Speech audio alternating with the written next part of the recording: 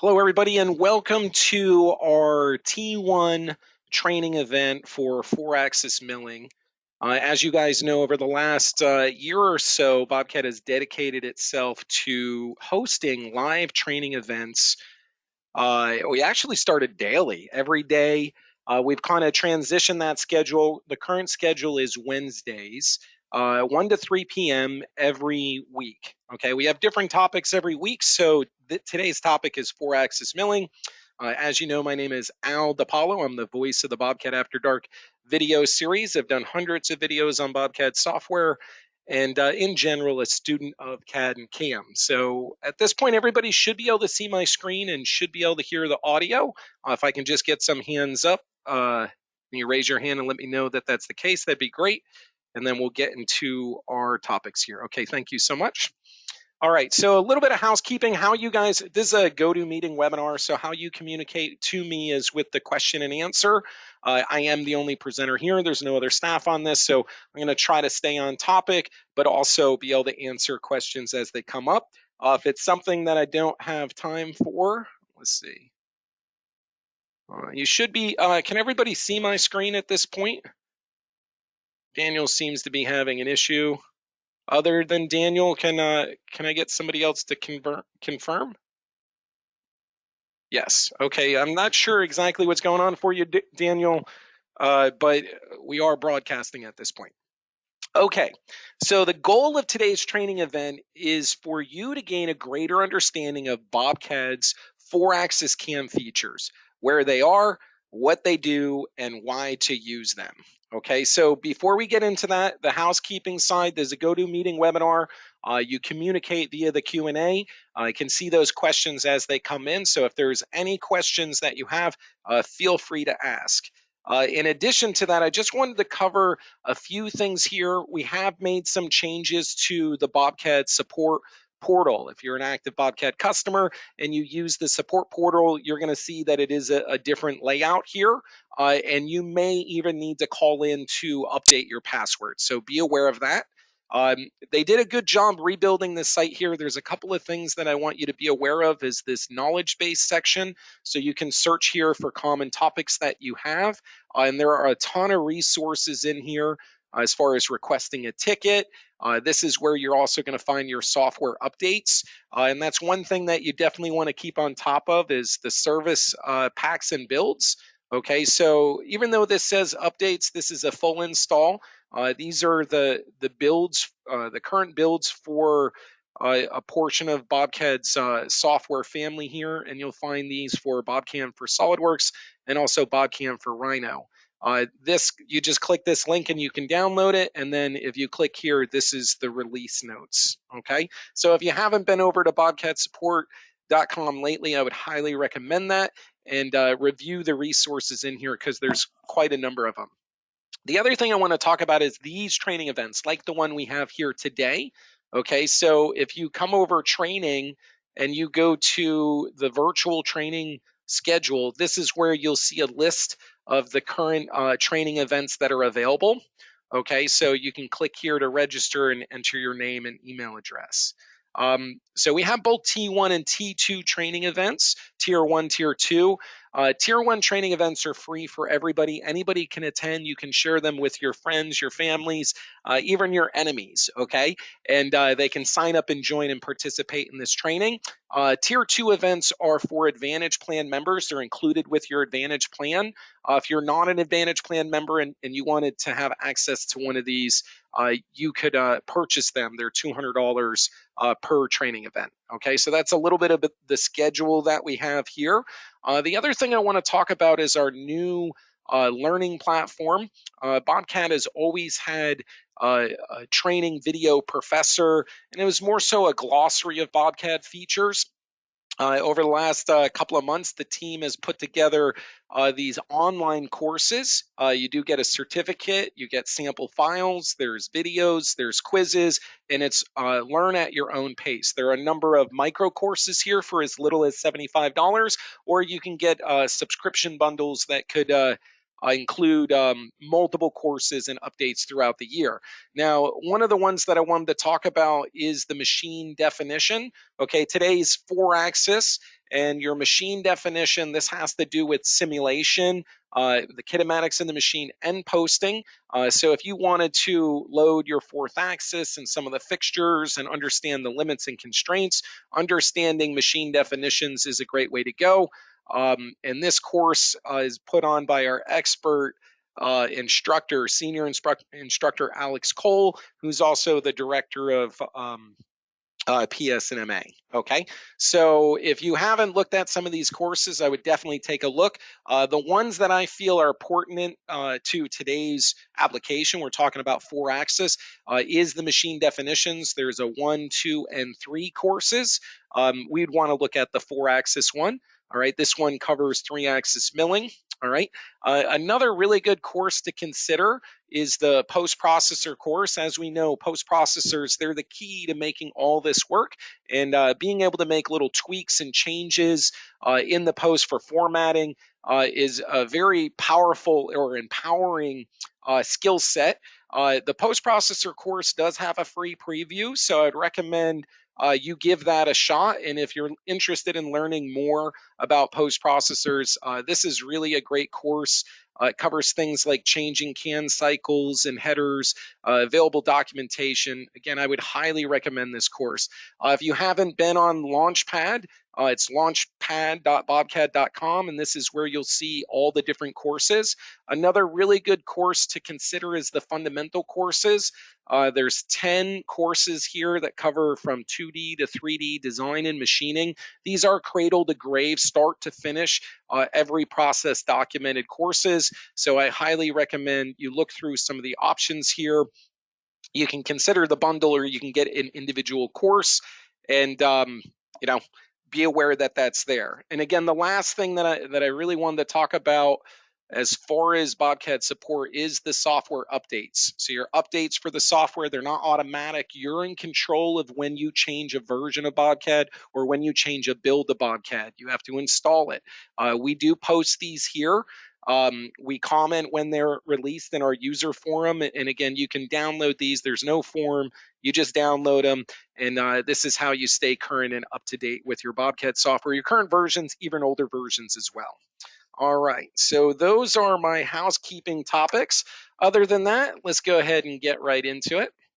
Now, typically with these training events, we kind of do 2 parts. We do like CAD and we do CAM. All right, so before I really get into the programming side of it, I just want to get a little better idea of who we have with us here today. So if you could just write in the questions section, where you're located, the state maybe that you might be in, and then what machine and controller you may be using. So an example would be, I'm Todd, I'm from Ohio, and I'm running a Haas with a Gen 2 control. All right, so I'll give you guys just a minute to kind of type that information in if you could, so I can see what we got. New Jersey Haas Gen 2. Okay, thank you so much. What else we got? Illinois Haas. I guess that's a NGC. Is that the original? Okay, we got a Techno in California. We got a Fadal in Idaho. Ben, thank you so much. Matt's got a Next Gen, a YMC Fanuc. We got Ohio using Rhino. All right. We got Minnesota, Tormach and Path Pilot. Let's see, Alabama Haas Classic, Ohio MV55. We got Louisiana. Let's see, where'd that go? Louisiana seems to be. We got Ben in Long Island, Strong Island. Let's see. This is Akuma.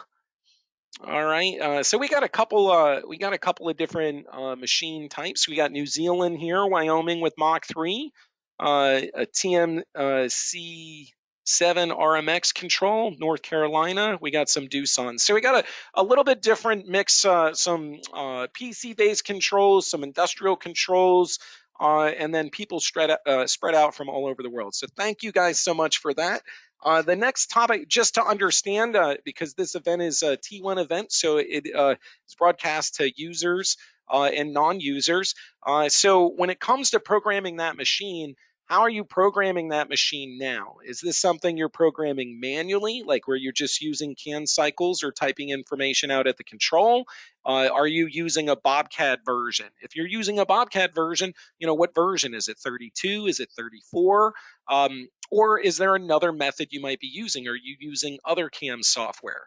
Okay, so we got Richard with version 34 here.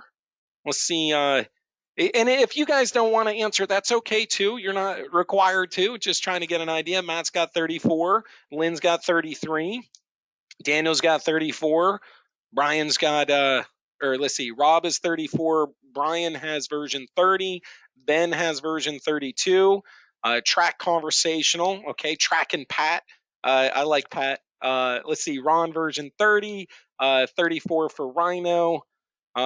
Chris says 29, still working fine. 29 was one of my favorite versions too. Conversational, Pathpilot, N34, 31, 32. Okay, so I got a good idea of what we're working with here. I've been manually programming and learning how to use V34. So that sounds great. Again, thank you so much for answering my questions. All right, so let's get on to some of the topics at hand. So again, typically we talk about the first part, which is CAD. So I want to talk about creating some wireframe from geometry. Okay, so regardless of what CAD-CAM system you may be in or CAD system, being able to take a model and convert it to wireframe is useful in a variety of different scenarios. Okay. Last question I may have: are we let's see, SolidWorks version 9 is in there.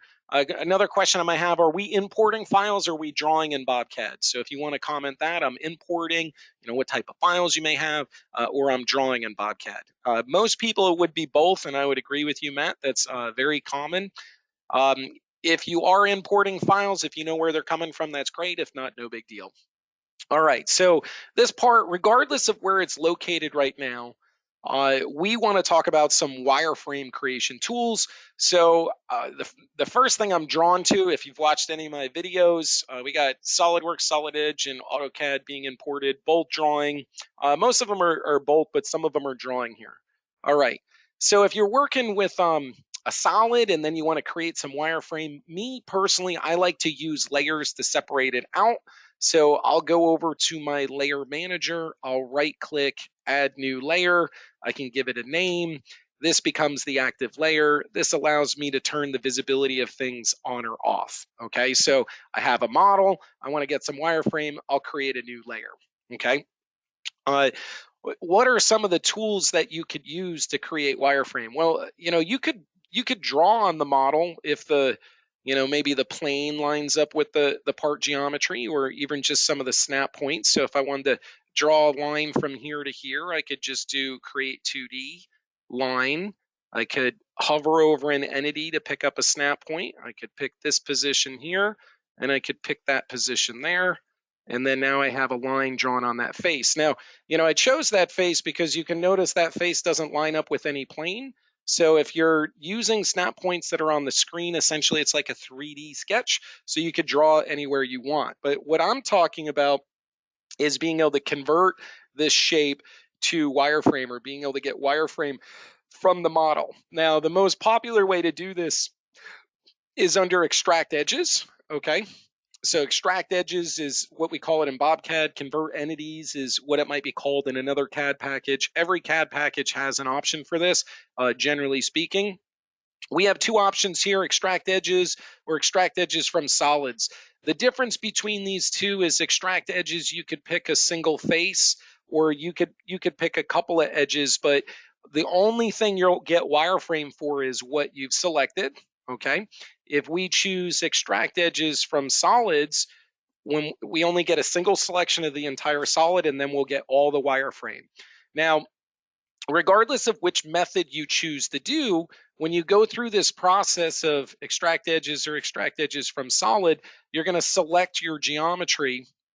And if you just use the default settings, what this will do is just convert that geometry to wireframe based on where it's located. Okay. Now, some of the things that are different from the earlier versions, like if you're a 29 user, maybe okay, is being able to project that geometry down to a plane automatically. All right, so what do I mean by that? Well, we can go to extract edges, extract so we're going to do single, or what I would consider as single. I can pick this space here, but then I can use this project to Z plane. So I could have it go up, I can have it go down. This Z plane is based on the active UCS you're in. So I'm in the top one, I'm going to tell it to go to 0 and OK. And then what we'll see is that wireframe is now located on 0. Now, I don't have any, the axis display I have turned off. You can go to your current document display settings. You can turn the gnomon and the axis display on if you'd like. Okay, that can help with orientation. I generally like to turn them off. Okay, so if we look at this orientation, if I'm going to extract one of these faces, they're gonna come down to this plane here, Z0, right? So let's say I kind of need a different orientation here. So let's look at a front view, right? So from a front view, if I wanted to extract this face down to Z0, again, we would do extract edges, single. I could pick that face, project to Z0, and you'll see how that geometry will now go down to that Z plane. All right, this is a very useful tool. I use it all the time. Again, really the only caveat here is whether what plane you're aligned to. Kind of like this one, I have it in an awkward plane based on how I drew it. Okay.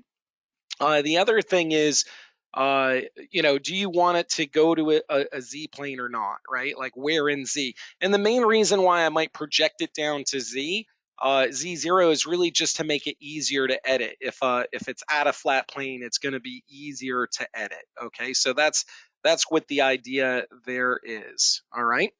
All right, so that's the first one, extract edges, single or solid, and the project to Z plane option.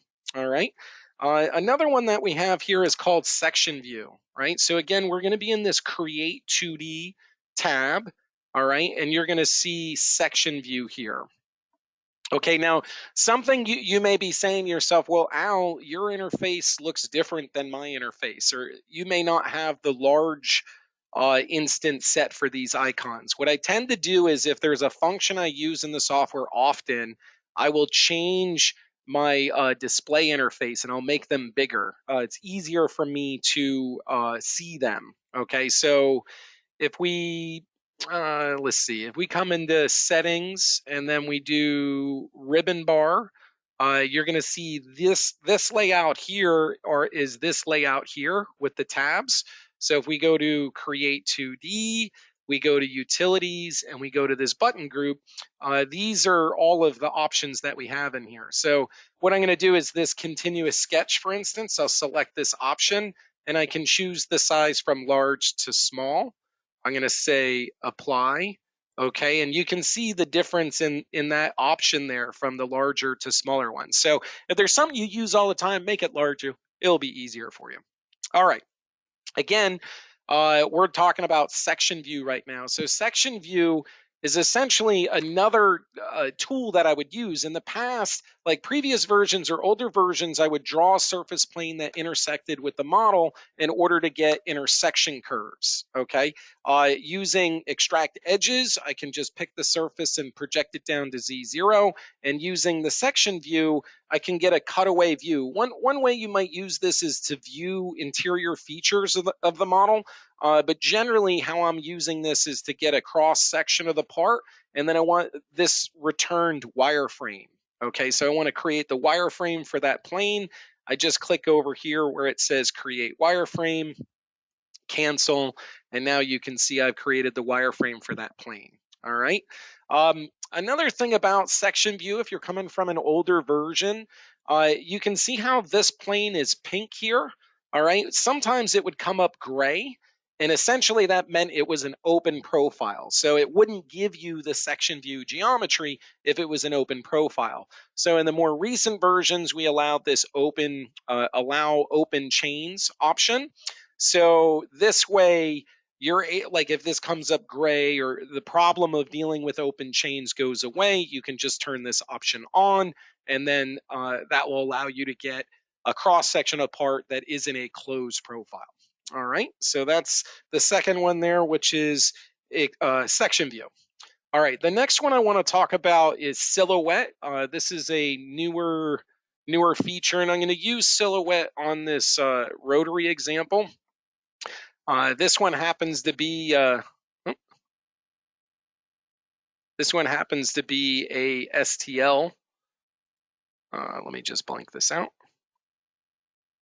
Blank that out. So this happens to be an STL, and you can see it's got like this is a furniture leg or something along those lines. So what can you do with the silhouette function? It's going to find the outermost dimension from looking from above, and it will return a profile. And this works on both solid models, surface models, or STLs, like in this example. Okay, so you can see how I'm able to select my model, and then this is the silhouette boundary for our geometry there. Okay. All right. And then the last one I want to look at here has to do with wrapping or unwrapping, right? One of our topics here. So sometimes you're going to get models. Let's see, wrapping group. Okay, so sometimes you're going to get models, and you may want to lay this geometry out flat. And we'll get into that a little bit more as we get into the wrapping groups. But a CAD function you can use to lay the geometry out flat would be unwrap. So let's go to create 2D. We can go to unwrap. We can select our geometry here. Okay, and you can see how it's going to lay this geometry out flat. I'm not positive of all my orientations here, but you can see how it will lay it out flat. This should be the x-axis, so that should be fine. Let me verify something here. Let's go to just turn these on. Okay, so we have our X there. Again, we can do unwrap. We could select, maybe this face here, and you'll see that it's unwrapped. If the geometry is in different orientations, you have the ability to change what the axis is, or if it's not on center or out in space, you could pick an axis in order to control how it unwraps. There is this option that has been added. So from previous versions, you would tend to get these open profiles. Like, see how this shape is open here and this shape is open here.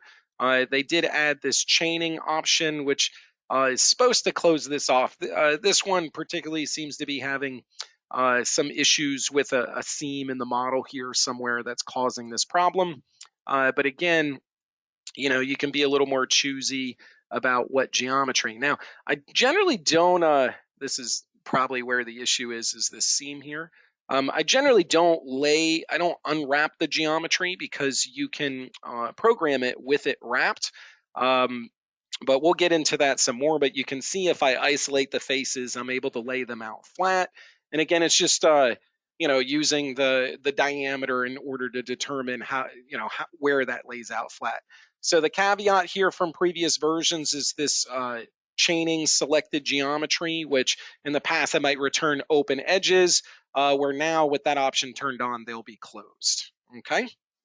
All right, so those are the 1, 2, 3, 4 features that I have for creating wireframe off models or STL files that's relevant to today's topic. Do you guys have any questions about any of those topics there? If you weren't aware of one of these features, whether it's extract edges, section view, silhouette, or unwrap, if you could comment in the section there, hey, I didn't know about that, that'd be great. Or if it's something you use all the time or one of them you use often, comment that as well. All right. And if you have any feedback about enhancements or things you like or don't like about those functions, it'd be great to hear those too. All right. So that's the first part about creating wireframe. All right, now the next thing I want to talk about has to do with tools for measuring geometry. It's really important that you're able to measure geometry. You can find lengths and widths and circumferences and things like that. So, I kind of want to talk about that a little bit. A couple of areas of the software that you should be aware of. If you right-click in the CAD interface and you go to Entity Summary, okay. Under Entity Summary, it's going to give you a lot of information back about what's in the drawing there. The bounding box, depending on what you selected, like if you select a chain, it will give you, the number of chains, the entities. Okay, right now I'm just kind of looking at the bounding box and I'm looking at the number of entities that are here. If I go to like this wrapping group, I could select, I'm just going to go to selection mode, shift, left click. I could select a chain, and then I could do entity summary, and you'll notice number of chains, length of chains, total area of chains, selected. If you select a chain, it'll tell you how many entities. So this is a useful feature. You can do it with geometry selected or not. So you could right click entity summary, and this will give you all this information. Or you could select some of the chains and then right click and do entity summary, and it will give you information about what you have selected there. I use extract edges all the time. Very good. Like you mentioned, layers and extract edges, whether the Z plane or leaving in place is an extra part for me. That might be true, Chris. Do you necessarily have to put it on its own layer? You don't. Do you need to project it down to Z0? You don't. The reason why I like it in a standard plane like the XY has to do with editing. Some of the editing tools are much, it's easier to edit geometry if it's in a standard plane in some cases than if it's not in a standard plane. Every part.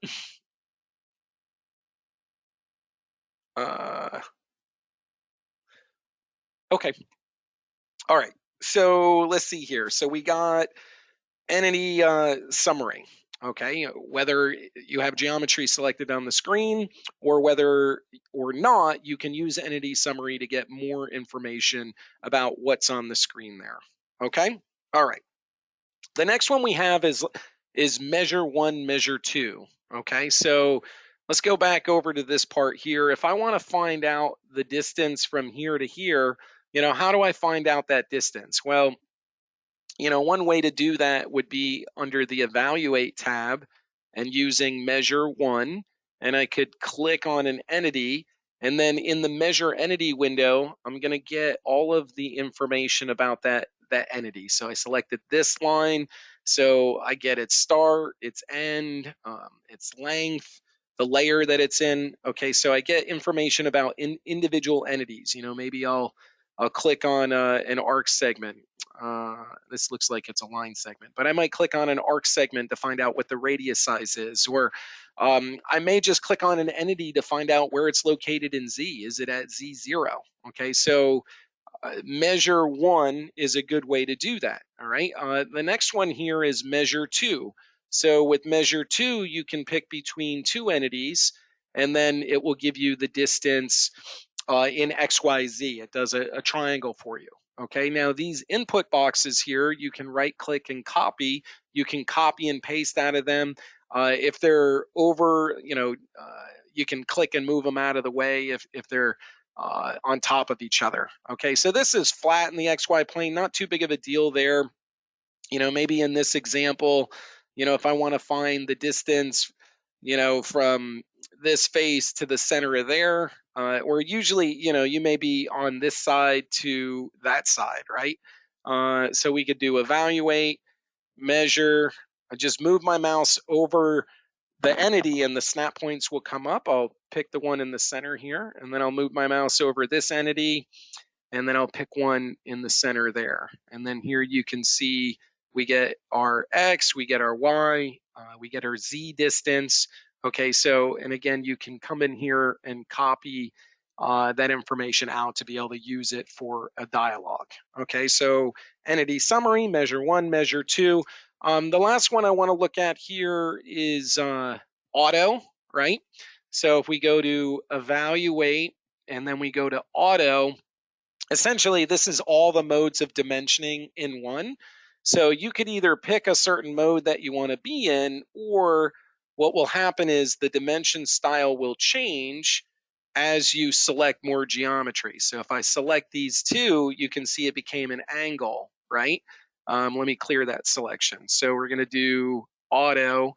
If I just click 1, it's going to give me information about that one entity. If I click another entity, then it's going to give me information about that. Okay, so I guess it could be frustrated sometimes if you're not familiar with the dimensioning as it's switching modes. Okay, so if you know you want to measure an angle and you're trying to figure out what an angle is, then just select the angle mode and pick that angle. Okay. Um, if you want to reference just a point, you can pick just a point here and you can reference that point. Now, an update we have made in evaluate or dimensions, right, is you do have a note option now. So you could create a note or text if you want to indicate on a certain aspect of the part or draw attention to something. You have the ability to do that now with notes. All right. So that's a little bit about dimensioning. Again, entity summary, measure 1, measure 2, and auto. If you guys have any questions about that, go ahead and fire away. Otherwise, I'm going to move on to the next topic. Let me kind of pause here for just a second. The drawing environment with BobCAD, if you create a new file, you'll notice that you have things like the units it's in, the layers, the UCSs. Okay, so something that has transitioned as far as templates, defaults. A lot of things have changed over the last few years that relate to that. One of them being is if you go to, let me see here. If we go to new, you'll notice you can create a new document or you can have a user template. And essentially, if you set up a drawing, okay, with layers, colors, UCSs, standard part geometry, you can save this as a template, which then becomes a starting point. And I don't know, in this example here, I guess maybe I have a layer there. Uh, the templates will capture a lot of information as far as like environmental settings, colors. So similar to what you would have in SolidWorks or some other CAD packages where you have a template. So you can create templates and starting points on the CAD side, and it can incorporate other aspects like the UCS, the layers, and even things that are in the CAM tree as well. You could have a job in there and things like that. So just another feature that's in there. Now, the next thing I want to talk about is tools for organization. So we did talk about layers, and I've always been really layer heavy. The thing about when you have a lot of layers is the screen gets filled up really quickly, and then you end up having to do a lot of scrolling. Okay, so what we want to look at here is this new layer group, and you can give it a name. Okay, and then from here you can say add new layer.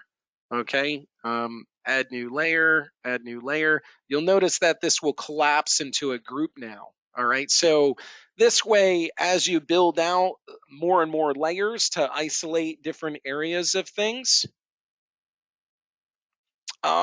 Mark is asking if you can capture things like offsets. So do you mean the work offset, like the zero, the stock, the CAM tree? Or yes. Yes, it can. Okay, so or it does, or it will. As an example, if I take this wrapping group here and I go File, Save as Template. Okay, so if I go File, Save as Template, all right, so then I'm going to say New based on template. You'll notice like it's literally an exact copy of what I had there. So it's got the model, it's got the geometry, it's got the layers, it's got the zero, it's got the stock, okay? So this is incorporating both the CAD and both the CAD environment, but also the CAM tree. Now, if you're looking to templatize your CAM tree, okay, I would kind of separate it out. I would use the templates for more CAD features like layers, colors, UCSs, environmental settings. And then instead, I would use the create new job from template option for your CAM tree templates. Okay, so what I mean by that is instead of creating a new job from scratch and going through here and defining, what machine, what type of job, what machine, what default settings you want for the wizards, right? Instead of starting from scratch, what you can do is create a new job from template. and then you can build out different templates here, and whatever was in that template is carried over, and that's just the CAM tree. So this is within the CAM tree. It will include things like your zero position, the stock you're probably going to have to update. It has all these features in here, but they're what I would say empty features. Okay, so see how no geometry is associated with it. So that's an empty feature. So you get your settings, you get your features and operations, but now as the CAM tree template, then you're going to go in and select and update geometry. Okay. All right. So that's a little bit about that. Let me, I want to stay on topic here. So let's back away from that. Yes, there's the layer group is over here. So those are, okay, so that's, let me back up here for just a second. So we're talking about tools for organization, right? So one of the things that you can use here is this new layer group, which will make it easier for you to isolate your geometry, but then also make it so that the layer manager isn't just having to scroll so much, okay? All right. The other one that we want to talk about here is this selection manager. Okay, so this is a new option in the software as well. So the selection manager, essentially, you can have a series of geometry or geometry you've selected. So you can select this, and then you can click Save. All right, not delete. Sorry, guys. You can select this and click Save. And then now you've saved this selection. So think about CAD preparation. You know, when you have a lot of check surfaces or you know, avoidance surfaces, or just a lot of individual surfaces or things that you may want to select, this selection manager allows you to save your selection, and it can speed things up in the CAM tree. Where I find myself using it most currently is when I have a job set up where I've selected a bunch of geometry, but then I may want to create a new feature using that same geometry or something along those lines. So what I can do is come back to my selection here from the feature, and then I can click Save Selection. So if I took the time to select the geometry for the feature, okay, I can then go back to that feature, you know, reselect the geometry, but not change the selection, and just save that selection for future use. So if you haven't used the selection manager, I definitely would look at it first. Look at it, you know, take some time. Similar to if you put the geometry and you put it on a layer, or if you took the geometry and you change the color. It's just the workflow for it is very quick. It's just a button. Yeah. Yeah, that I don't know if I would use it that way, Mark. As far as like booleans, like if you cut away a body and then you want to keep the original, I use usually copy. But I think you're going to find this to be much more useful moving forward, and I recommend you experiment with it. Okay. The other one that I have here is similar, and again, this is organizational tools. So it's similar to the layer, how we have layer groups. We also have CAM tree groups. So you can come in here and add a group into your CAM tree. Okay. You can have multiple groups. And you could use these groups for things like testing or finalized, 2D or 3D. And again, it's just a different way to organize your CAM tree, because a lot of times we have very long CAM trees and there's a lot of scrolling. It can be difficult for viewing. These groups make it much easier to expand and contract. And again, you can also turn off the postability of a group or not. Something you should draw your attention to is this right screen here. This has to do with the visibility of posting and non-posting. In the past, you might go to an operation and say post yes, no, and then go back to that operation and go post yes, no in order to turn it on or off. Now you have an option within the tree that you can turn this on or off. Where do you go to find that? If you go to current settings, user interface, there's a couple of ones in here. One of them is this tree behavior double click, which I recommend you turn that to edit. So that way you can double click on features to edit them. As an example, if I want to edit this wrapping group, I can just double click and it will pop up. The old workflow would be right click and then edit. So now you just have a double click edit for your CAM features. So I'd recommend that. And then the other one is, let's see here, user interface CAM. This is the extended CAM tree. You have the classic view or extended. I'm using the extended. You can have them on the right or left side. There's some viewing options here. There's also some other options here as far as the CAM tree flyouts, whether you want those or not. And then also auto blank new items, right? So you can have an auto blank new CAM tree items so that it's just a little bit of a workflow here. The CAM tree flyouts are pretty cool. Let me just apply that real quick. The flyouts will give you like information. These little arrows here, they give you information about what's going on. Some of it is just displaying information. Other options, like, it comes into editing. Something people talk about a lot is, editing that clearance plane, which is at a setup level. Sometimes you're within your machining feature and the clearance plane is grayed out and you don't know where to edit it. Using the CAM tree flyouts is a quick way for you to go in there and be able to edit it, but you could also go into the feature itself and be able to edit it as well. Using the defaults within the system, you'll see the system defaults now. You can set up different default parameters as well, and those defaults can affect things like your machine clearance. Okay. So we talked about layer groups, we talked about selection manager, we talked about, so we had CAM tree groups, but then another thing that we added as well is notes. So if you right click here and you go add note, right, you can add some information or notes to the user, and then you'll notice that there's a note here. This could be where you left off. It could be something about the process. Now, it's important that this note does not get posted in the or in the posted code. This is for the programmer operator note. To edit the note, you can just go to add note and then be able to edit it. If you want to remove the note, you just delete the information and then the note goes away. Okay. So those are some of our organizational tools. The last thing I want to talk about before I get too far and we get into the CAM side of things would be the advanced holes. This is something that we've added recently. This is a CAD feature. Essentially, I'm going to draw a solid here. Okay, we're going to do extrude curve. All right, so we'll just extrude this as a solid.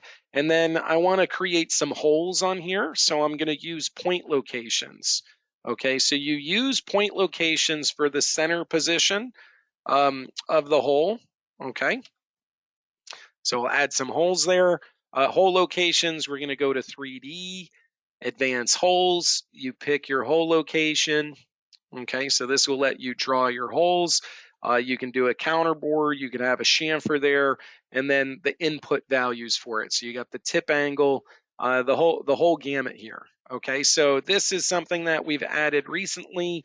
It does make drawing the holes easier per se, but it also will give you a true representation. Like in the past, you would do an extrude, but it didn't have the tip angles. So in this example here, you can see how the tip angles are modeled along with those holes. Okay, so something new that we've added here, and if you haven't explored it, I would definitely recommend it. The key takeaway is the location of the holes is based on a point location. So you're going to select a point location. All right. Okay, so those are my part one topics, right? CAD features. I'll just go back and recap real quick to make sure we're on the same page. Again, we talked about 2D, create 2D. We talked about extract edges from single or solid, right?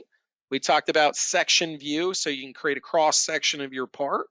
We talked about silhouette to get the outside diameter of your part. It's very useful, and that does support both surfaces or meshes.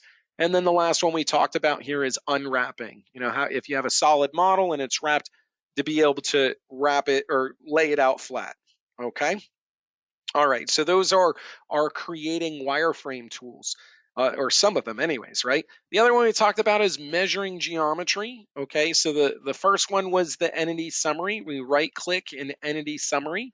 If you have nothing selected, it will return information about what's on the screen. If you select geometry and then you right click and go to entity summary, it will give you information about that geometry. Now it's interesting that it's not giving me a center of gravity here on this body.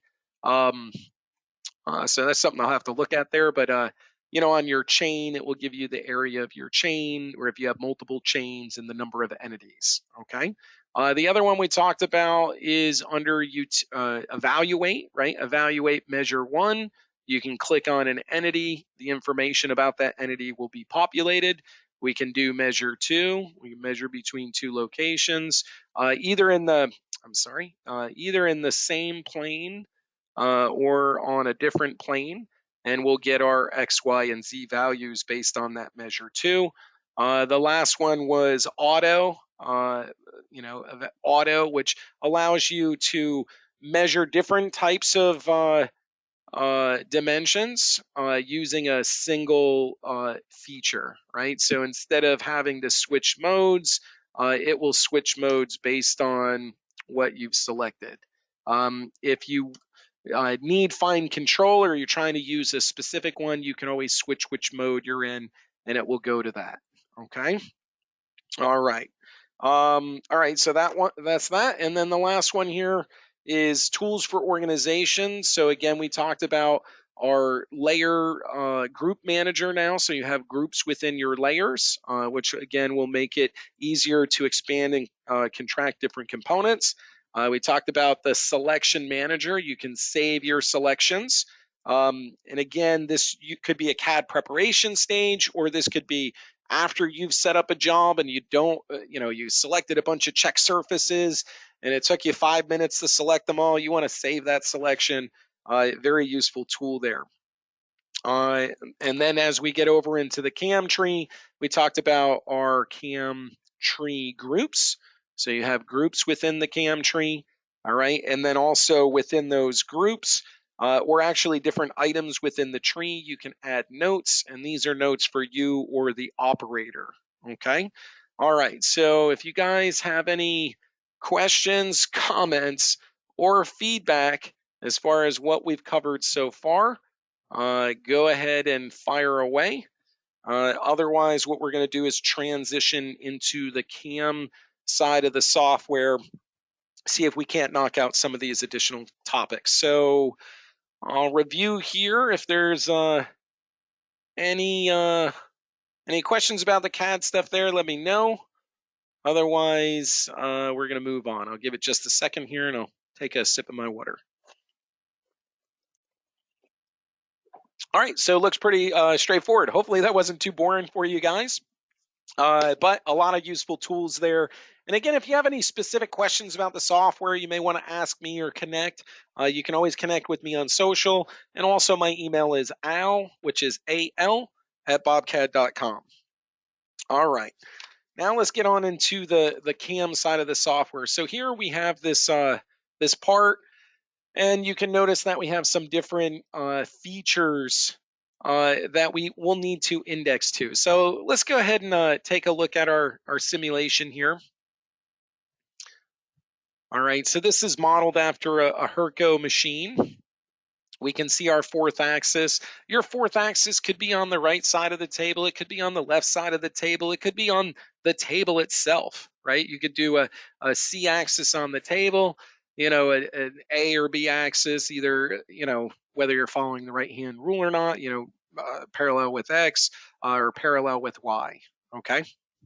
So, and essentially you want to machine some features around the part. So if we run this through a simulation, let's just, that's okay. We're going to run through this simulation. You can see we drilled some holes, cut on the face of the part. Now it's moving over here and doing this pocket. We're going to need to index again. We do some engraving. We index again, and now we're doing some surface machining. Okay, so the last thing that we're doing here is a deburring routine where we go around and break the edge of the part. Right, so let's restart here. Some of you may be asking, hey, I'm seeing the tool colliding with, either the tool or the holder colliding with our setup here. Okay, so this has to do with your machine definition and the collision checking groups. I'm showing this on purpose that, if you have machine simulation, you can use the simulation to find collisions and things like that. Okay, we'll talk about that a little bit more as we get into this. But again, what we want to focus on is how do we come in here and program this part to index for these different faces. Okay, so let's go ahead and select the part here. I'm going to do a copy. All right, we're going to do a new file, and I'm going to do a paste. All right, so one of the things that you'll notice, because I drew this part, I drew it the easiest way to draw it for me, right? So regardless of how you have the part orientated, right? So you can see the part isn't in orientation, you can always align your setup to the part. In my example here, what I'm going to do is rotate. So I'll go to utilities and rotate. And I generally like this to be on my first setup here. I like it to match how it is on the machine. Okay, so I'm just going to rotate the part from there to there. Now, again, this I'm going to move this. I don't really need to move this geometry at all. This is just a preference, but I want to move it, and I want this space to be over here. All right, so how do I move it? How do I know how much to move it? Well, we're going to go to evaluate and measure one, and I can click on this edge here, and this is going to tell me where that edge is located. Okay, so now that I have that value, I could just do a utilities and translate and be able to move that geometry where I want to go. All right, so I'm just going to say minus 2.5. I say okay, and then now I'm able to move that part into position. Okay, if I want to rotate the part to clock it, I guess I didn't bring my my wireframe over. But if I wanted to rotate the part to clock it, if I wanted to orientate it a certain way, you could do rotate, select your geometry. You have your different axes that you can rotate it around. You can use a sketch type view where you can type in the information. Okay, rotate versus 3D rotate. 3D rotate, you create an axis that it will rotate around. So this is when geometry is, you have an axis, but it doesn't align with 0 or anything. You can use an axis to rotate around it. Another really good feature in here too for like moving parts into position is this align feature. I don't have time to go over it today, but you guys should definitely be exploring this align. Essentially, you can move a part from a compound curve from one coordinate system to another coordinate system very easily. Okay, so we got the part here. Now, what I want to do is just, get a job going. Okay, I'm not really going to prep. Sometimes I prep more geometry. Really, we want to focus on indexing. And once we get our job set up, there are two ways, essentially, or I guess three, but there's two ways essentially that you can define an index. All right. First thing I'm going to do is just get the job going. Let's just get a 4-axis mill here. We're going to run the stock wizard. We'll select our workpiece. Okay, it's going to come up with some rectangular stock, the typical bounding box. All right. Now, of course, you could switch it over to a cylinder, align the extrusion direction and calculate it. So we could do it as a cylinder. The one that I may use more often would be like this solid option. If you have an in process stock or an in process part, you could go to solid. You could pick the solid as your stock. So that's how you get irregular stock shapes. It could be a solid or an STL. All right. I'm just going to pick the part model itself as our stock. I'm not too concerned with setting up the stock here. Now, the next topic I really, I'm talking about here has to do with the 0 of the job. Now, I'm going to keep it on center line for right now, but you could set the 0 at the top or a different position. What's important to understand is if the 0 is not on center line, you will need to know the distance from wherever you set the 0 to be to center line. That has to be defined so the software can calculate rotations. For now, I'm going to leave it on center, but we'll go back and maybe address that some more. Okay. So we have our job set up here. We're going to say okay. So we got the job, system defaults. Again, the CAM tree wizards, you can default their settings now, and this is where you pick which default you want to use. All right. Let me just get a 2-axis routine in here. Okay. See where it says save defaults on the, like, I'm going to use a pattern example. I'm just going to change my profile rough pattern. The standard default, or the default BobCAD default, is standard. If I wanted it to be contour ramping, I could set it to contour ramping, save defaults, create a new one. This is okay. 4-axis. So now in the CAM tree, you'll notice up here where it says system defaults, I have 4-axis now. So I could create a template for Toolpath settings specific to a machine, specific to a job, specific to an operator. So pretty cool as far as how that works. Okay, so we got the job set up. Let me get rid of this here. Indexing. We want to index to a different face of the part, right? So we're going to right click on the machine setup. We can go to additional functions, add index. Okay, so I could say I want to index to this face. All right, you'll notice the two methods here. One is a surface, one's a UCS. Okay, use machine settings for posting. This has to do with as we move up for 4 or 5 axis, we do support transform planes and some more sophisticated indexing for 5 axis, right? Has to do with the way the code is output. This is generally where we're going to want to use more of a UCS, so we know the clock of the coordinate system. For simple parts like this, a lot of times what we're going to do is just pick a surface. So I could pick a surface there.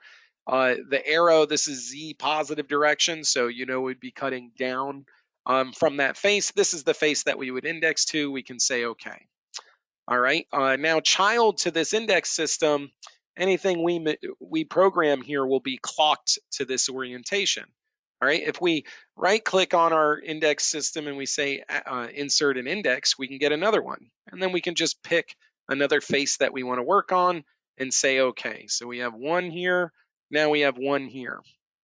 Okay. If I come to this side and I say drill hole, I could select our geometry that we want to work with. So I'm just going to pick the inside tubes here. All right, you'll notice the arrows is showing the hole size and also what direction you'd be drilling in. All right, all that looks good. We can come through, build out a strategy with our tools, compute. So now we're drilling on that face there. All right, if we are now want to program this pocket, right? We go to the next index system again, and then we'll load a machining feature. So we'll do something like, maybe we'll pick this circle here. Okay. And then we'll pick, how deep we want it to go. And then our strategy. So I'm not too concerned about the strategy right now. Excuse me. But we'll get that in there, and that will come in and then machine along that, right? If we post this, let's post it.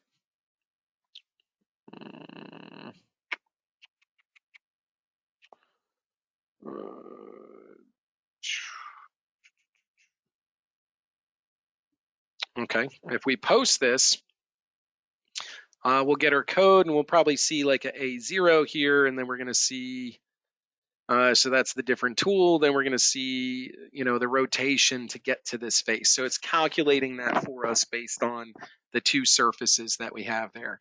Now, something that you should be aware of is you can copy, you can select code out of here and copy code out of there, right? This is something that they added within the last version or so. You used to not be able to copy code out of the preview window. You can copy code out of there now. All right. So I just wanted to make sure you were aware of that. So we set an index system here. Again, in this example, we pick this face. In this example, we pick this face. Now, another way you can do it is by defining a UCS. Now, there's a lot of ways that you can define a UCS. I'm just going to right click in here where the UCS is, add new UCS. I'm going to say planar face. I can pick this face, and then we can see our coordinate system. Now we're just on a 4th axis, so it's the Z value that's really important here. But to kind of keep things aligned, I'm just going to modify this one. I want to move the X direction that way. I want to move the Y direction, right? So I can flip it around. So this way it is consistent. But really on a 4th axis, it's really the Z direction that would be super useful. Now, another example, why might you want to use a UCS? Well, let's say you wanted to side profile mill this. Instead of coming down from above, let's say you wanted to side profile that. Well, there's no surface to be able to pick that, right? So that's where a UCS would come in really handy. Okay, let me just delete this one. Instead of having the face here, I want Z to be along this line. So how might I do that? I'm going to do add new UCS. I'm going to say snap to a point. I can pick the edge of the surface here. Okay. I'm in a modify mode, so the Z direction would be this line. Okay. And then again, like I said, it's really only looking at the Z, but I'm going to align this X and Y. Okay, so you can see how I can put that coordinate system there. All right, so I have that coordinate system there. That's going to represent my index location, right? So we can do insert index. This time, instead of picking a surface, I'm going to say pick from UCS, and you'll see this one listed here. So now I've clocked, if I go back to a top view, you can see I've clocked the index system to be along that edge there. So, then I could load in 2-axis routine. I'm just going to pick this edge here. Okay, I can tell it's calculating like a top. It's looking at the part, so it's calculating a top. I mean, I guess I could change where that top is. I could also tell it where its bottom is. Okay, so now I'm coming in from there. Let's go in here under profile. I'm going to just do a rough here. I'm going to do side roughing. There's some changes that they've done with the side roughing in the last few versions. As far as like the step over amount, you can give it a step over and a distance, number of passes. But more importantly to me is this zigzag option. You used to only be able to do single direction cutting. Let's see here. Do I have it on the wrong side? Okay, so right now I'm trying to profile on this part here, but you can see it's cutting on the wrong side here, right? So how do I change that? Again, this is just your change start direction. You can right click, modify that. You could reverse the direction, recompute it, or there's a reverse direction here, recompute, and then now you can see it's cutting on the right side. Again, this is doing the single direction side roughing. There's a couple other things in here that's kind of cool too. As far as the display of the tool for the back plot, you can turn things on or off in order to make it easier to see what's happening. I know some users will really appreciate that, especially being able to turn off the holder or arbor. Okay. Excuse me. What I want to do again is I'm just a little extra here. I'm going to edit this. I'm going to set this to zigzag, recompute. So you can see how you have zigzag side roughing, so it can go multiple directions. And again, in this example, I used the UCS, so I could pick like a irregular clock position based on the side of the part there. Okay. So we have, you can create an index system by just picking a face. Again, so we'll do that real quick. Additional functions. Add index surface, you pick this face, and that will clock it just like that. Or you could create a coordinate system. All right, now once you establish, there are some caveats as far as like when you pick a certain face for an index system and the effect that has on your top of part and bottom of part, but most of that is pretty straightforward. All right, and then again, once you're in an index system, you can do different machining, right? So it's not just limited to 2D machining. It could be 3D machining. You know, we can go in here and do a 3-axis. We could say select the whole model. Okay, we could select the boundary. If you have a simple closed shape like this and you're trying to select the boundary, you don't need to convert to wireframe. You can just right click on this edge and choose a constant Z or a loop selection. So I'm just going to do constant Z, and you'll see that goes all the way around. So I want to stay within there, and then you have your different strategies. Maybe I'll do an equidistant here. All right, so let's just make it a ball mill. You can add a holder. As far as like importing tools, we do have a plugin for the Machining Cloud. So if you go to Machining Cloud, you can build out a tool library and be able to export it in a format that BobCAD imports, for Harvey tools and other tools that you may be using. Let's just go ahead and compute this, and we can see that there's 3D Toolpath in here as well. All right, so indexing just sets the rotation value, and then you're machining it just like you would any other part in 2D or 3D. All right, so that's my first topic of indexing. Do we have any questions about indexing? Well, I talked about 3 ways, okay? 3 ways to set an index. The first way is to select the surface, so you could come in here and be able to select the surface for your index system. So selecting the surface. The second way I talked about it has to do with creating a coordinate system. The coordinate system gives you a little more control, and as you go into 5-axis type rotations or transform planes, you kind of need to know how to create the UCS. And so I just gave you a quick version of that. So either by surface or by UCS. The last one, it's kind of a sort of. You'll notice that in each one of these machining features, you're going to see this output rotary angle. You'll see it in 2D and 3D. It's been there for a long time. You got to verify your post is set up correctly to output this value. But this would be an example of MDI. The software is not doing any calculations. It doesn't. It's not considering anything else other than you put a rotation value in there. So some users, if it's like copy, index, copy, or machine rotate, machine rotate, machine rotate, they may create multiple features for it. Okay, and then just changing a rotation value by MDI or entering an MDI value there. All right, so those are the topics that I have for indexing. I'll give you guys just a second.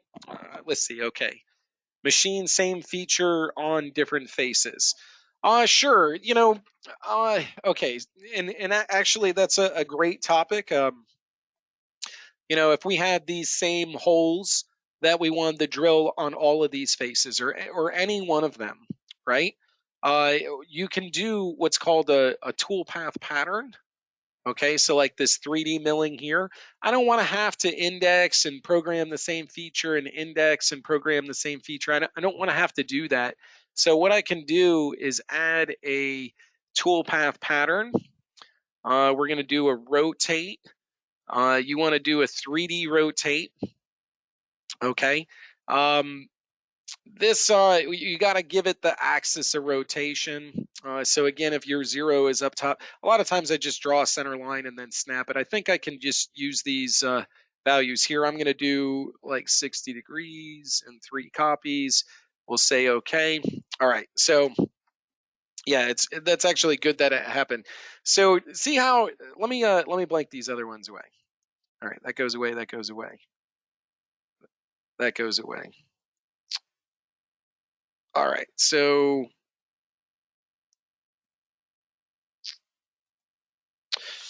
I'm rotating this. It's a 3D rotate. So a program in one location, I want it to be in others. So I did a 3D rotate, but what I didn't do was define this axis of rotation. Okay, so for me, I'm just going to go to a top view and create a line. And, let's just make it a little bit longer. Okay, so this line I'm using as the axis of rotation, what it's rotating around. Okay, so I'll come in here and edit this, and I'll just do pick a start point, and then I'll pick an end point. So using those 2 points, it can calculate that value, and then now you can see how they're rotating around. We got 1, 2, 3, 4, 5, 6, 7. So this should be 360 divided by 7. And then we want 6 copies. Okay, so now you can have that same thing. Now, something to consider here, let's turn these off. So if we post this, you can see that there's not a sub for it. It's not subbing this out, right? It's not subbing and repeating. This is just all long code. So that was the first one. Here's the second one, right? The third one, and so on. Okay, so if you program one, now you could argue, could you do a loop? I mean, there is some pretty interesting things you can do with the advanced posting tab, or possibly even Lua. We have Lua scripting for both the CAD and CAM side of the software. There's also things like where am I trying to go here? I'm trying to go to the subprograms. So there's some changes that definitely have been made for the subprograms as far as the format of it. So this is calling this here and outputting the subprogram.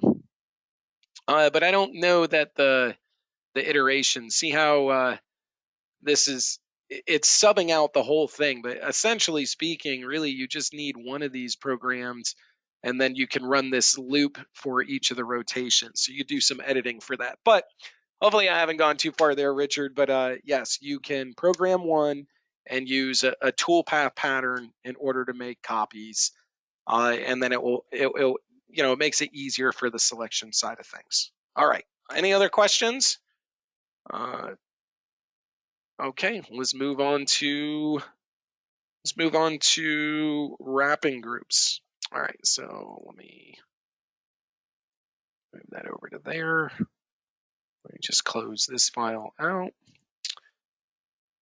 Close that one, and we'll open up wrapping. Okay, so this is our example for wrapping here. So again, I'm just going to select the part as if I'm starting from scratch, like I imported it.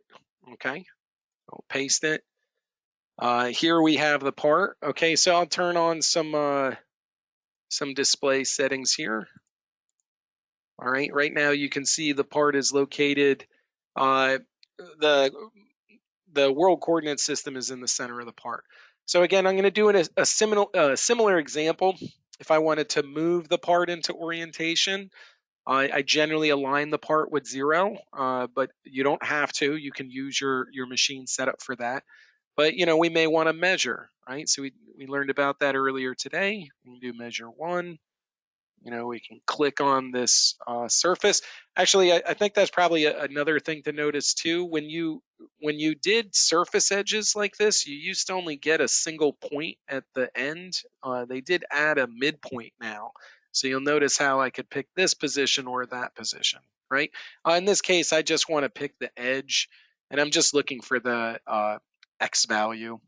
Okay, once I have the X value, I can just translate this. I can select it and say, hey, I'm going to go minus 3.6. That will move that face to line up to here. Okay. All right. So that gives me that. Now, this is modeled. It's important to understand with wrapping groups, you can have a model with the geometry already wrapped, or you can just lay stuff out flat and wrap it to the model with your toolpath. Okay, so there's some dialog settings there, so we'll go through that. But again, we have our part in position here. I'm going to go to the CAM tree. We have a new job. I probably should have had a template set up for this, but that's okay. Maybe next time. All right. We got our job here. Select our workpiece. we're going to do cylindrical stock. This is going to be along X, calculate. Next. Okay, so now again, we're talking about our 0. Okay, so if your 0 is not on center line, if it's at a position other than center line, the software has to know where the axis of rotation is. So it will need to know wherever that position is down to center line, right? So if I 0 up here, all right, in the wrapping group, I'm going to want to tell it what this shift position is, what the value is from here to center line. Okay, for now, I'm just going to keep it on center. So we have it on center just to keep things simple. But if you're zeroing in a different position, I'll show you where you can adjust for that in your wrapping groups. Okay, so we have our job set up at this point. Essentially, want to cut some features in a part that is some features along the OD here. Okay, so something to understand about wrapping groups is they only wrap to 1 diameter at a time. If you have something like a cone, there are some ways that you can program on a cone, but essentially speaking, we're looking at cylinders here. All right. When you get into the CAM tree, you're going to right click, additional functions, add wrapping group. Okay. In here, this is the shift value. See this wrapping axis origin? This is where you would enter a shift value. If we were at the top of this part, it's 3.6. Half that down from Z because it's on top here. So we would go minus and that radius value of the stock. Okay. You also notice in here you have show toolpath as wrapped, and then you also have wrapped geometry. So what I'm going to do is just leave these settings as is. Okay. I'm going to get a wrapping group. I'm going to right click on that wrapping group, and I'm going to say, mill to axis. All right. We're going to select geometry. We're going to pick one of these spaces, and automatically it looks like really weird, like doesn't make sense, right? So we say okay, or maybe we come in and try to set the depth here. We say okay, we figure out what our strategy is. So I'm just using a pocketing routine. We'll do one of these. In the toolpath, it is wrapped, but why isn't it cutting all of the geometry? What did I do wrong? Okay, well, let's go back to our wrapping group. All right, so this is showing toolpath as wrapped, so you can see it around the part, but you can see I forgot to check wrap geometry. Okay, so within your wrapping group, your first option is wrap geometry. What this is saying is it modeled already on the diameter, or have you laid it out flat? So we have wrap geometry. It's already on the cylinder here. So we're going to say wrap geometry. We say okay. We'll come in here and reselect this geometry. So essentially I'm going to remove it, and I'm just going to pick that face. And now you can see how that geometry, the boundary follows the shape there. Okay, so we'll say okay to that. We'll pick our bottom. We'll just pick this edge, the center bottom. Okay, and then we're going to recompute our toolpath. So now you can see the toolpath is going all the way around. So if you run into a scenario where you're using a wrapping group and the toolpath isn't going where you want, I would verify whether you have this checked or not. Okay, when would you have this checked if you had a model like this? All right, let's say that I wanted to drill some holes along this, right? I can create an additional wrapping group. You can have more than one wrapping group within the CAM tree. This allows you to wrap to different diameters. I'm going to leave the same diameter here, but what I'm going to do is leave this unchecked. Okay. So I'm going to leave that unchecked, and then I'm just going to sketch a line, right? I'm going to just start here and go to there. All right. So now I'll do a profile. So we're going to do 2-axis profile. We'll select this geometry. All right. We're going to just do a rough. We'll compute it. All right. So there's a couple of options. You can see how it's wrapped here, but it may not be as apparent. So what I'm going to do is edit this, and I don't want to show the toolpath as wrapped. So I'll uncheck that and we'll say okay. And now the toolpath looks like a normal 2D profile. All right, I'm gonna turn the display of all my geometry off. I really want to turn this axis display off. Okay, so we can see our stock. So within the wrapping group, you have this display. So we can say, show toolpath as wrapped. Now we can see it's wrapped all the way around the part. Okay. So what am I trying to convey here? Number one, when you're setting up your wrapping group, what do you need to know? What do you need to know when you're setting up your wrapping group? Number one, you need to know the diameter that you're going to wrap to. Okay. Number two, are you working with wrap geometry? And do you want it displayed wrapped, or do you want it displayed flat? This is just a display. It makes it easier to see what's going on, right? Okay. Now, if you have features that you want to put along your part and you want it to wrap to a cylinder like text or holes or things like that, you can lay them out flat like I did with our example here. Okay, so I can lay it out flat. I can just draw a line or a feature, and then I can wrap it to the part. All right. This is, it's axis substitution. Wrapping, the tool is always going to point to the axis of rotation. Let me get to a right view. It's always going to point to the axis of rotation when you're using a wrapping group.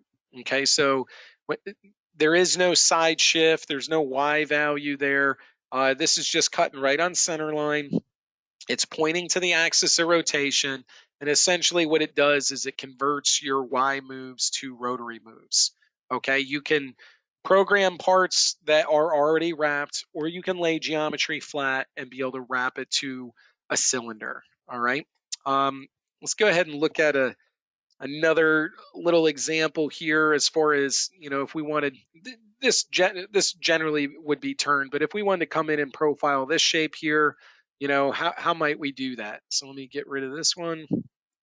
Let me get rid of this one. Let me get rid of this one. Okay. So, I might measure it. So I'll do evaluate, measure. We can click on this and we get some information about the size of it, right? Okay. So then we're going to go into the CAM tree and we'll load in a wrapping group. Now I'm going from this right menu here, but there are other navigations in the CAM as far as like where you can insert this stuff. I believe this is add an index. This is a toolpath pattern. Add a wrapping group. So again, see how like these are really small and it may be difficult for you to see which ones those are. Again, you could go into your customized ribbon bar. We can do CAM. You want to look for the additional functions, right? CAM job. Let's see if this is in here. Not that. Not that one. Not that one. Not that one. I'm not sure if we can edit this toolpath or this toolbar. I'm going to have to look at that. I assume that we could, but I don't seem to have access to it. So, yeah, something to consider. I'm wrong. I never make mistakes. Yeah, I'm not positive. I'm going to have to dig into that a little bit, but I want to stay focused on our time here. Okay, so you can, so what I'm showing you here is I've been demonstrating this through the menu, add wrapping group, but you could also use this one here. And my preference would be to make this icon larger. Okay. And with the other toolbars, I can do that. So I'll have to look into that one. Okay. We're going to load this in again. So we're going to do add wrapping group. Okay. We have the diameter we want to wrap to. So this is going to be, this is 2.25. Okay. the geometry is wrapped and I want to show it wrapped, we're going to say OK. All right, from here we can load our 2-axis routine. We're going to select our geometry. That's what I want to cut to. Okay. You have your profile direction to cut here as far as what direction it's going to cut in. Just want to make sure that this is cutting to there. That looks good. We'll say OK. We'll load our profile. We have our tool. Let's go ahead and compute it. It's likely on the wrong side of the profile here. This is S on your, if you click in the CAD interface and you hit S, this will show you your surfaces. So what I want to do, or show you through your surfaces, I just want to change the side. So I'm going to right click default change start point. We're going to reverse and recompute. Okay, so now we can see, we can program this tool to come down and then run around that. Okay. All right. So we talked about wrapping groups, input geometry, whether it's wrapped or flat. The last thing I want to talk about is that shift value. Okay, so far we programmed everything on center line. So if we look at our 0 here, it's right on center. Okay, if we change our 0, so we're going to do edit, origin, I'm just going to move it up here. We'll say OK. Well, right away we're going to see when you move your 0, you got to update your features because the association breaks, right? So we're going to do update all geometry. And then we're going to do recompute toolpath. And, all of a sudden, kind of having problems. I don't know why. It's not going where I want it to go. I look at my CAD preview here, and this doesn't look the way that I expected it. Okay, so what's happening here is it just has to do with the shift value as far as this wrapping group understanding where the axis of rotation is. Okay, so again, if we measure this,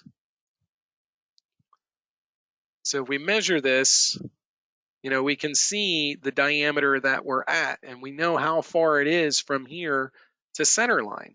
Okay, so in the CAM tree under the wrapping group, you have this wrapping axis origin, and what I want to do is tell it from where that setup is to the axis of rotation. So there's a negative number, so it's minus 1.5.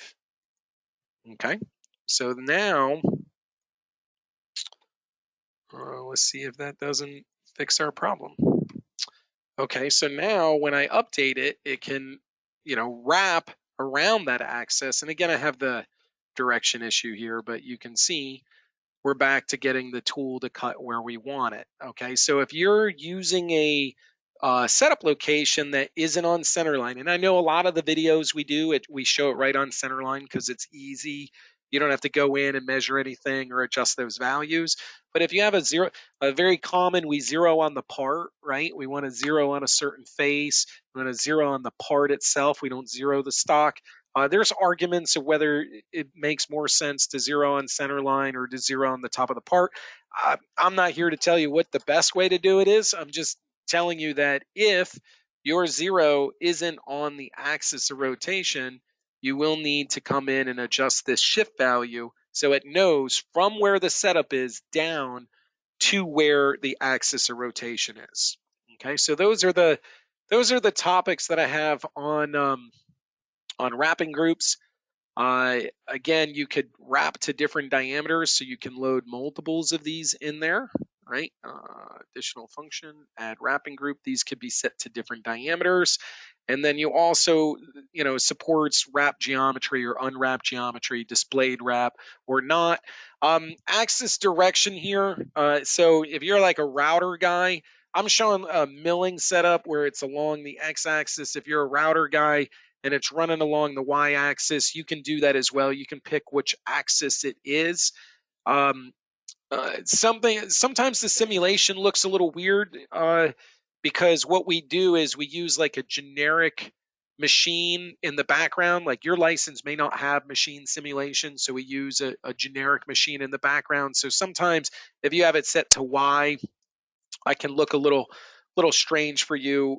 My opinion, if you have 4-axis, you don't necessarily, like, it's not required to have machine simulation, but I do find it to be quite helpful. Okay. All right. So those are my topics on wrapping groups. If you have any questions or comments about wrapping groups, let's take a look at that while we get into our final subjects for today. So I'll give you guys just a second if there's anything that comes up there. How would I put a chamfer around the pockets? That's a good question, and I have a little bit of a segue into this. Okay, so let's go ahead and get rid. There's a couple of ways you could look at it. Just load a chamfer cycle. Let's say we want to. Let me blank out this stock. Okay, let me get rid of this line. All right, let me see where my setup is here. My wrapping group. Use stock diameter. Okay. We're going to come in here and say 2-axis, select geometry. I'm going to pick one of these faces. I'm going to tell it how deep I want to go. Okay. So this feature, within this feature, we can tell it what types of operations we want to run on that, right? So let's remove this one and remove that one. And let's say we want to run a pocket. We want to run a profile finish, and we want to do an edge break.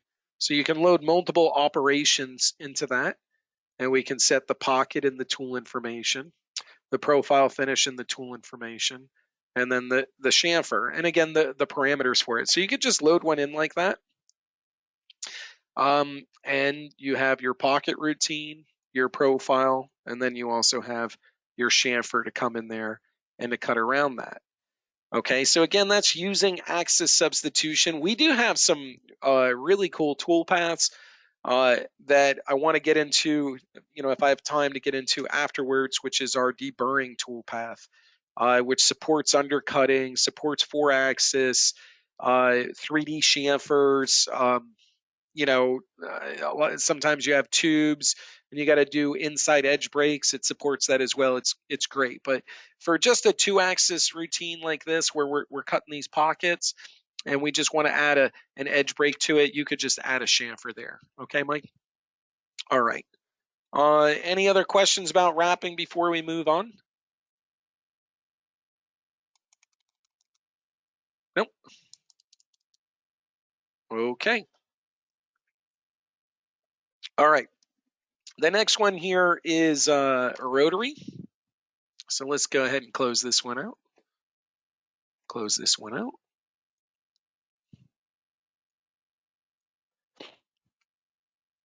Okay, so we have an STL model.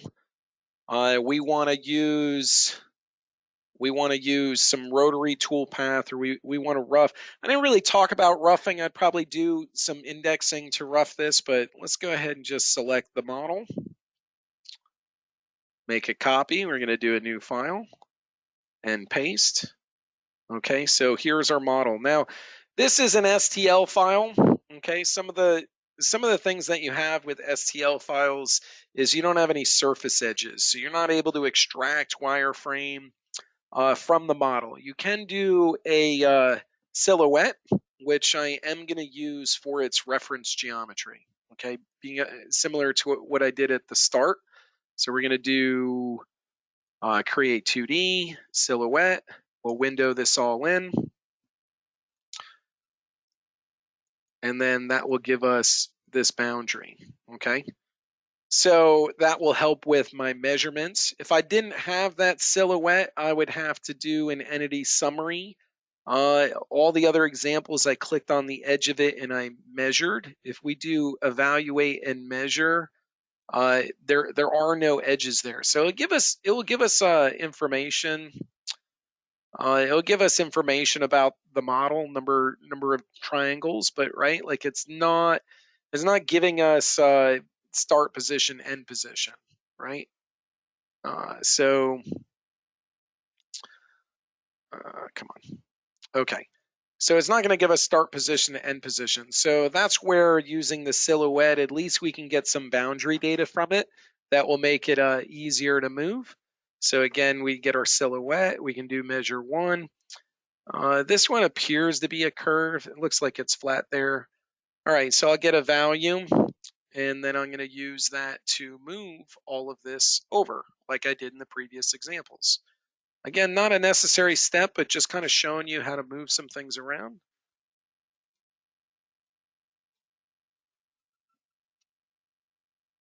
Okay, so we get that into position. All right, now we'll get into the CAM tree. Again, we're going to do a new job, milling. This is a 4-axis milling job. All right, we're going to run the stock wizard, select the workpiece. I'm just going to do cylindrical stock, again, x-axis. So that gives us our cylinder. Next. Okay, same principle where if our 0 was in a different position, we would want to know from that position down to center line.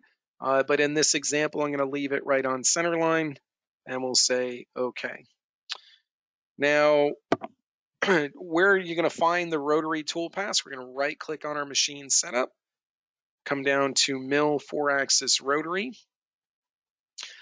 I'm going to go ahead and just window pick our body here, and then I'll look at our machining strategy.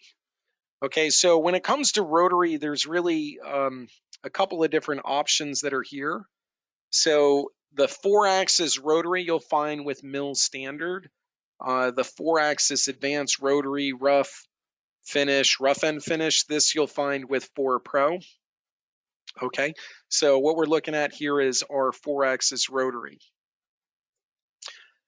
You could be using an end mill, you could be using a ball mill. I'm just going to make it a ball mill. But, you know, or a form cutter, you know, T cutter, different types of tooling. As far as whatever is supported for that feature will be listed, or for that toolpath category will be listed with the tool category within the feature. So you can use all these different types of cutters. We set up our tool, and the first area I kind of want to talk about is our cut patterns. So what I'm going to do is just compute some of this. So I'll take a moment to calculate, and we're going to see some toolpath on the screen. Again, I want to hide the display of my stock. All right, you know, maybe I want to backplot this so I can see where the tool starts and what direction it goes. All right, so the first thing we're looking at here is a cut pattern. Now, again, something else that you would want to be aware of with rotary is the tool is going to point to the axis of rotation. You do have some options for a side shift where it'll push off side a little bit, but in general, without those adjustments, the tool is going to stay on center line. Now, just like a pocketing pattern or a 3D pattern, you're going to have different cut patterns here. And there's 2 that we really look at. You either have around or along. Okay, and when you have it set to around, it's either single direction, bidirectional, or spiral. Things you have to pay attention to with this is if we're going around, and let's say we're saying single direction, what can happen is a rewind. You know, your machine is going to keep track of your rotary. Okay, so as this goes around each one of these rotations, and if you're going in single direction, you could run into a rewind scenario. It can only keep track of so many rotations. So it's not, I wouldn't really say it's a machine limitation. It just, I mean, I guess you could say it's a machine limitation, but it's something that you want to pay attention to. If you set this to like a smaller step over, that might be too much. We'll see what happens. You know, if we set this to a smaller step over, we're going to get a lot more rotations. Okay, and if we're rotating in a single direction, you know, at some point, depending on the machine definition, it may need to rewind. So a lot of times what I recommend on like a rough would be like a zigzag here. So this way it can rotate one direction and it can rotate the other direction. Now, sometimes depending on uh, the process, you may not be able to cut two directions. Uh, the other thing you run into is like steep and shallow areas where you can see different step overs. And then also your witness line, you can see where the connection is, the witness line. Now we have different settings that will help for this. Like this particular face here, you can see how the spacing gets further because it's more vertical. So there should be like an adaptive step over. Okay, so this way you can make additional steps on this more vertical face here. Okay, but where I'm at right now has to do with our patterns. So you could cut in a single direction, you could cut in bidirectional, and you can cut as a spiral.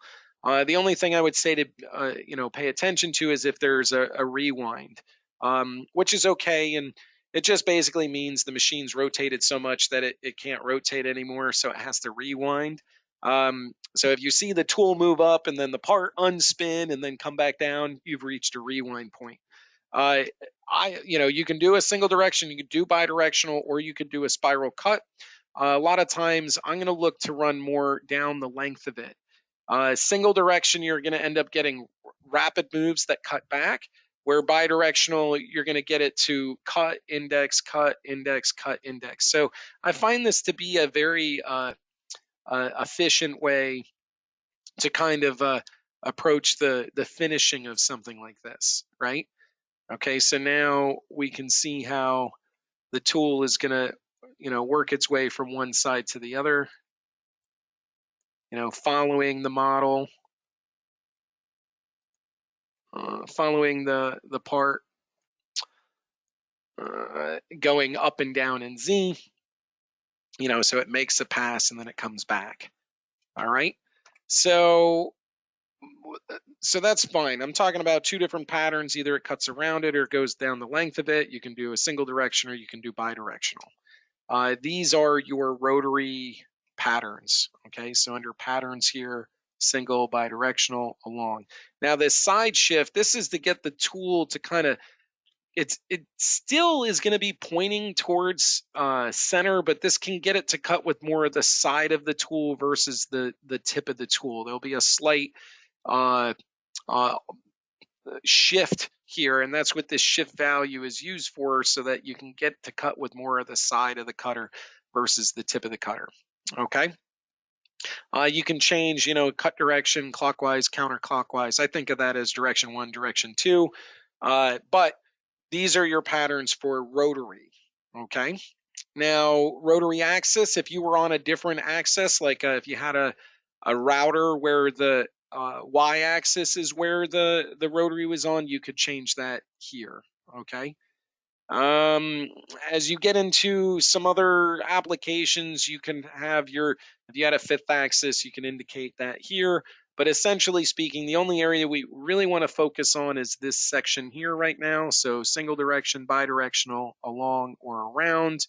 And that's what we're looking at. Now, this base point value here, this has to do with that shift, similar to the shift value in the wrapping groups. Okay. What we're going to see is a shift value for the rotary. So if your 0 is on top, you need to tell it how far down to center line so that it can do the math properly. All right, so that's what we're looking at as far as patterns. The next thing that we want to talk about is, where it starts cutting and where it ends cutting. If I were to cut it like this, depending on how I have it held, I may be cutting too deep, I may be cutting too far. I need something to be able to hold on to it. Okay, so let's come back here. Let's make this along. Let's make it zigzag. 0.5. Okay. I don't think I did something right there. The numbers are looking a little bit wrong, but let's see here.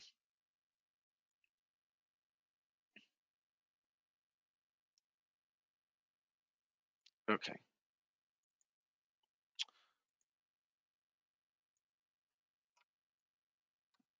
5. There we go. Okay. And let me, I'm gonna leave an offset here because it doesn't render very well. So it's against the blue model here. So I'm just gonna leave 100 thou. So you can kind of see it up off the model here. Okay. So we talked about the direction. All right. Now we want to talk about limiting where it's cutting in X and Y, right? I don't want it to cut all the way down the length on both sides. I want to leave some stuff here and I want to leave some stuff here. Okay. So how do you adjust that? Well, if you come into your rotary axis start and rotary axis end, it's important to understand that this is based on your machine setup location, right? So this says start and then it says end. So if we go by the picture here, maybe we want it to start, and this is absolute. So minus, let's say minus 1 inch from there. And then let's say it's going to go minus 5 inches from there, or it's minus 5 inches total. Let's make this minus 7 inches. Okay, so you can see by using the start and end, it's relative to the machine setup location. And then what you can do is do some limiting. So you can control where it's going to start cutting and where it's going to end cutting. Again, to avoid part features or maybe to add more detail. Okay. Another part of this here, instead of maybe limiting where it's cutting in X and Y. And again, I just want to be really clear with this. This is your setup location. When you're telling it where it's going to start and where it's going to end, it's relative from here. So I had to go negative X. If you zeroed on this side and this was positive, you might do positive a half inch to however many inches are necessary. Okay, so that's what's important about this particular one, is when you're controlling where it starts and ends, it's going to be relative to your machine setup location. Okay. The other scenario here is maybe you don't want it to cut all the way around the part. Okay, maybe there's a section or just a smaller area that you want to address. That's where you can come in here and you can control the let me see. The cut interval.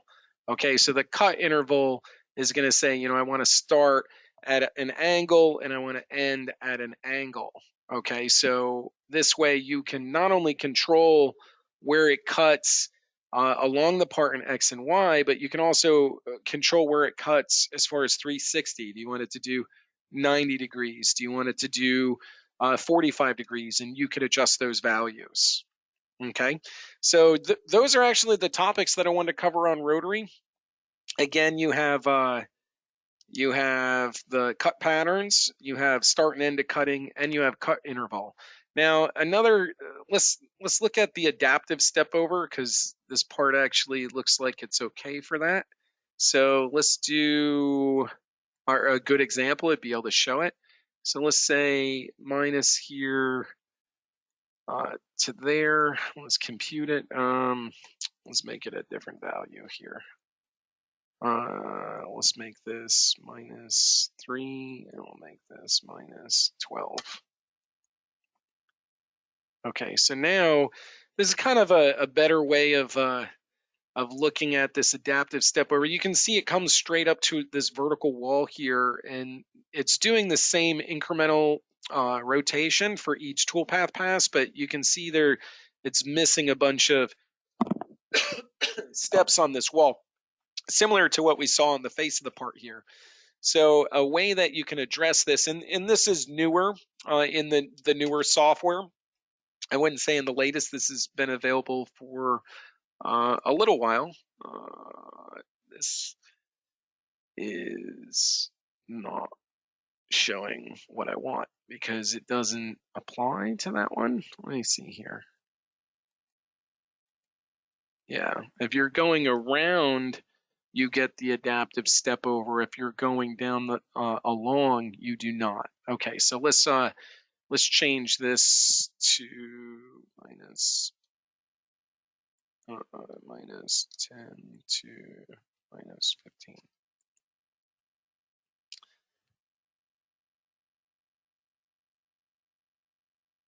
Right. So this is where we're trying to adjust this area of the part. You can see how that's really consistent right now. And if we turn the adaptive step over off and recompute, it's likely we'll see a greater gap there. Okay, so see how there's this vertical face there? We want a more consistent finish. The reason why that happens has to do with the area of the surface. The toolpath is created, it's looking at it from above, okay, looking down above the part. So you can see the increment of step over, each one of the distance between these green lines is equal. But when you look at the surface face itself, you can see it spreads out along this more vertical wall. So that is what this adaptive step over is for, similar to what you would see in advanced Z-level finish. Okay, so we'll go ahead and turn that on, and then you can adjust some minimum values here as far as how to clean that up. You can see it does a really good job cleaning up. Another thing that you'll notice too is toolpath calculations in 34 for incremental changes, like where it's not having to, there's like caching going on now. So you should see calculations much faster in a lot of scenarios than not. All right, we're at our 5-minute mark here. We have 5 minutes left. That does cover the main topics that I have here. Again, indexing, wrapping, and rotary. We did some CAD work. Some of the other things that I would want to talk about would be index drilling, toolpath patterns, which we mentioned, and cross drilling. Some of the other topics as well as machine simulation and checking groups. You know, how you move the part around on the machine, which if your stock was rectangular, would it try to cut from a cylinder? You know, it's actually a really good point there. On the finishing, it's not going to matter whether the stock is rectangular or cylindrical. Okay. The option you're asking for is, does it trim to stock? And you'll notice that there is a bounding trim to stock. Okay, so if you had if we were stepping it down, okay, instead of it being a cylinder, would it come in here as if it was from a rectangular? And it will. And you can have it trimmed to stock. I personally find that the advanced rotary roughing is more efficient of removing materials, or the other scenario I typically would use would be more of index rough, and then come back and finishing. But yeah, if we have if we change our stock here to rectangular, and then let's just make this a larger tool. Let's do a long. I need to do multiple passes. So we're going to do multiple passes. Let's say 2. Let's say 5. All right. Compute.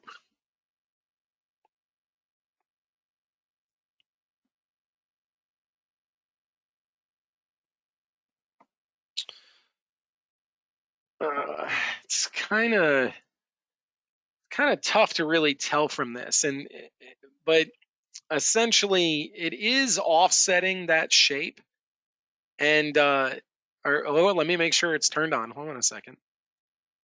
Yeah, it is turned on.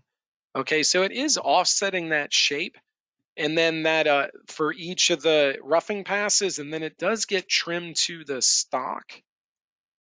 Let's go around this way. It does get trimmed to the stock, but you know, it was an improvement from previous versions, and it will trim to the stock, but I just find the advanced rotary roughing a much more efficient means to remove material. It just targets the material better, it calculates the toolpath better, and it's used in a variety of applications. Me personally, I would index rough this, but if you, I kind of need like the tool information and stuff to add up correctly to look right. But think about it, just takes each pass that you're giving it and it offsets it, right? It offsets for each pass, but it ends up trimming to whatever the stock geometry is. So if the stock is a rectangular, it'll trim to the rectangular. Is it the most efficient at it? Not necessarily. It's definitely improved over previous versions. But again, my go-to would be 4-axis advanced rotary roughing, which is essentially Z-level rough meets 4-axis rotary. It's quick to set up, and it does a more efficient means of getting in there and trimming to the stock, right? And again, you could use different stock shapes. You could have custom or in-process stock or what have you, and it will do a good job of that. Let's see. If it can get done with this pretty quick, I'll keep with it. Otherwise, I'm going to wrap up on that one. I've looked through barrel cutters and trying to only OEM orderable in Germany. Now frequent do your customers using barrel mills for large radius tools? Barrel tools are expensive, and there are a handful of providers for them. This is the bleeding edge of technology when it comes to multi-axis machining. And let's see, this should look. You can see how there's some up-down movements here. I don't know if this is doing the best job of conveying how it's trimming to the stock, but it would trim to the stock there for you, Daniel. And as far as Mark, this is where the market's going, because you have so much more surface area with the tooling. For our customers that are using barrel mills, they're more of the higher end applications, and I'm not sure which. I don't know whether they're ordering them from Germany or what tool suppliers. But if you'd like, Mark, if you want a contact for barrel mills or which vendors to work with, let me know, and I can see who I can send you over to be able to work with that. But yeah, this isn't, again, some of my tool information isn't really lining up here. It definitely will trim to the stock, but we have a lot of trimming going on. My recommendation would be to use the 4-axis rotary rough for that in order to clear out that material. I think it will do a better job against that, against the rectangular stock. But again, the topics I wasn't able to get into is like drill, index drill, using Toolpath patterns. We did something similar with the 3D Pocket. Okay. And also cross drilling. When we have a cross drilling feature for tools that are on centerline that's very useful. Machine simulation. How do you set the checking groups? How do you move the part around? You'll notice that on my job here, let's I will just load it up. On my job here, you're going to notice that I have the 0 on the end of the part, and then what you're going to notice is that 0 is on the face of my chuck, right? Like on the 4th axis. So similar to the shift value for the rotary, where you want the part positioned on your machine, we have a shift value in the machine set up for machine simulation. Okay, so if we get in here down at the bottom, this work offset number 1, pick a point, X, Y, Z offset. These offsets here are to help us align the part that we programmed on the screen here with machine simulation. If this point isn't exactly where you want it on the machine, for simulation, you're going to use these values in order to move it around. Okay, so that's an important factor of machine simulation. How do you position the part on the virtual machine?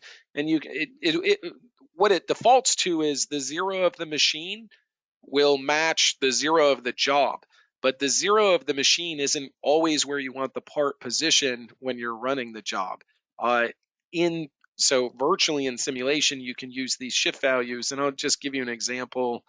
If I say minus 10 degrees here, or minus 10 inches there, when I get back in here, it's going to move where the whole part is on the job setup. Okay. On the virtual machine. Now, there are some options with posting, but probably more technical to get into at this point. The long and the short of it here is you could see how I can move the part away from the setup. Generally speaking, they say, program the part and get all that dialed in before you start figuring out how far out your fixturing needs to be for the part. So program the part right and then figure out where you need to move for clearances. But if we simulate this, I don't know if I have my depth of cut set high enough as far as to show the trimming. You do see some trimming there. Yeah, you can see some of the trimming here. But I kind of needed more depth of cuts in order to get it to machine more of that. But yes, that's showing the trim to stock there. All right, let me go ahead and close this out. What I'm going to do is I'm going to wrap up the presentation for now. If you guys still have some questions, hold on. But again, I really appreciate everybody who spent some time with me here today. I feel like we had a great group, and I was able to answer a lot of questions for you guys. If there are additional questions that you have on this seminar or this training session here, just email them to me, al@bobcad.com. Super simple, and I'll get back to you as fast as possible.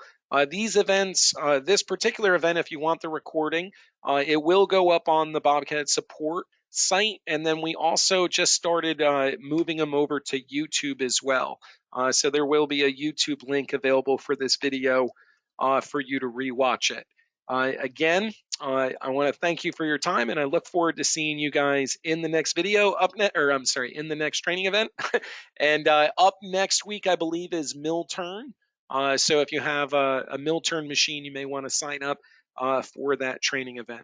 Other than that, I look forward to seeing you in the next one. And it is the end of the month here, so if you guys are looking at adding seats or adding new software, adding training, I know that there's some incentives floating around, so I recommend you call your account manager and ask about those incentives. Tell them Al from BobCAD sent you from today's live training event. Other than that, I'll see you guys in the next one. Thank you so much.